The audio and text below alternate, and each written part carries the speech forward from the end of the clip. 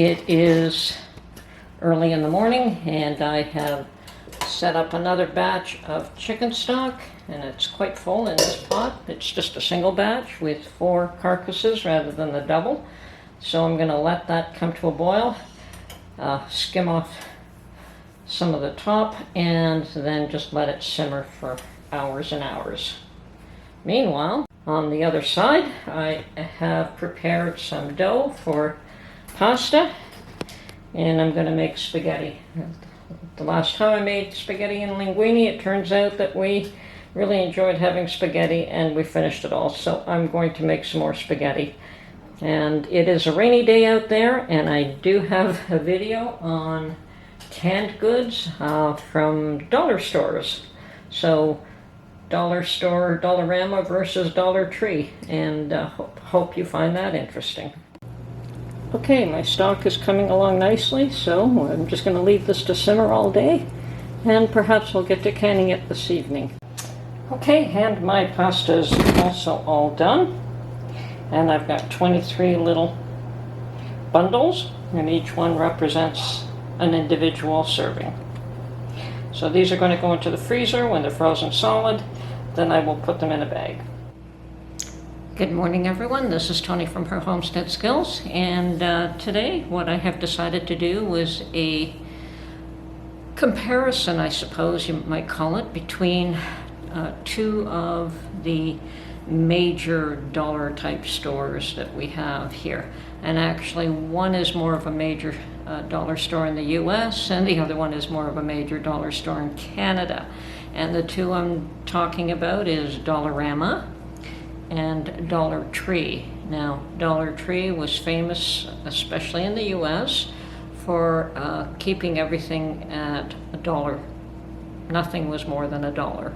And they have recently raised that price to $1.25. Now in Canada, because of the dollar exchange, Dollar Tree has always been $1.25, and they have recently raised some of their prices to $1.50, and I believe that eventually all of their items will be priced at $1.50, but perhaps not. I am mainly comparing canned foods because canned foods seem to be are a shelf-stable product that a lot of people are interested in these days. And the dollar stores are another place where they can purchase these items.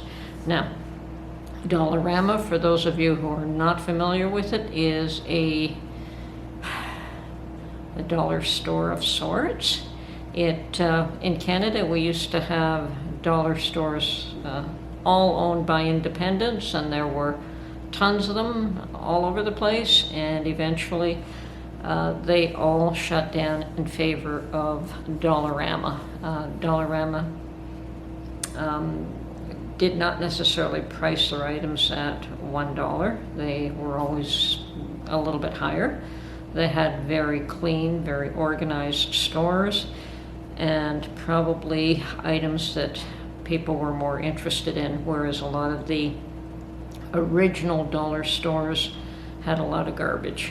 And so, yeah, they eventually all shut down in favor of Dollarama. And Dollarama seems to be opening up stores at every corner. They're almost like coffee shops today. Anyway, the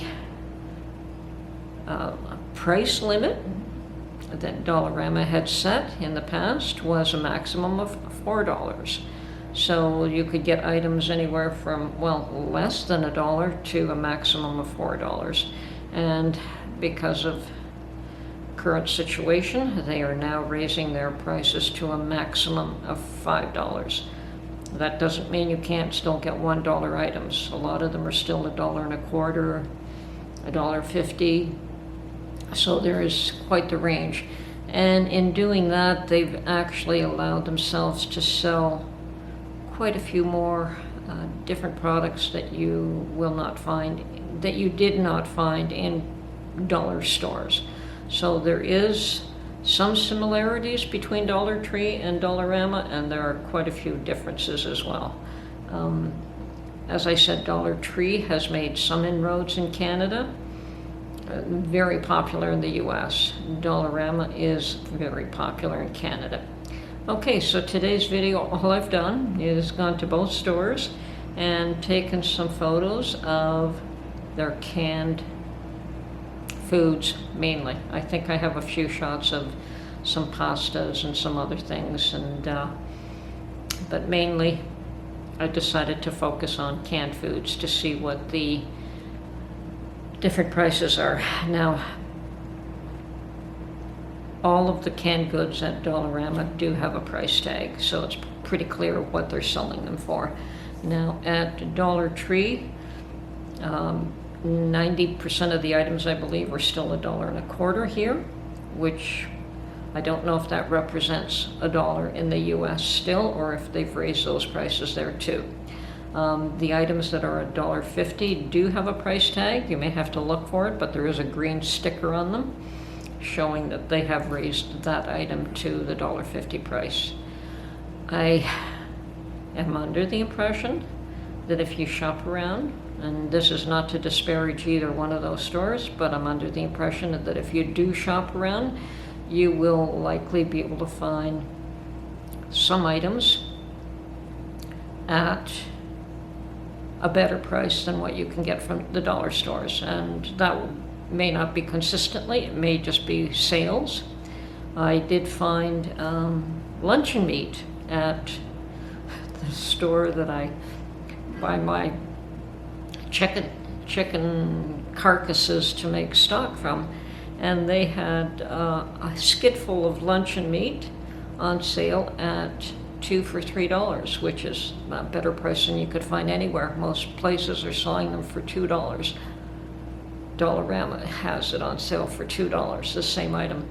Now, I've looked at the best before date, and that is December of this year. So that could be the reason they're selling them for 2 for $3, which makes them $1.50 a piece, which is fine. A lot of people think that you can store these products well before the best due date, or the best before date. So if I was going to stock those products, I would probably buy them there. Now, from my perspective, I do not buy a lot of canned products because I can my own. I can my own fruits, I can my own vegetables, and I do can a lot of my own meats. Whatever meats I do can. What I do buy in canned foods are fish products. So like tuna, salmon, anchovies, things of that nature. So I have not purchased these items from the dollar stores, but I also don't purchase them from the regular grocery stores. But there are people who do not do their own home canning, so it might be more of interest to them to see what the prices are. Now, I have not compared pricing between the stores and my costs to canned goods. I still think I'm doing okay canning my own products, but I also know what goes into them, so I'm quite comfortable doing that. Anyway, without further ado, I'm going to show you some pricing of some products, and I'm trying to limit that to a small quantity to not make this too lengthy. Okay,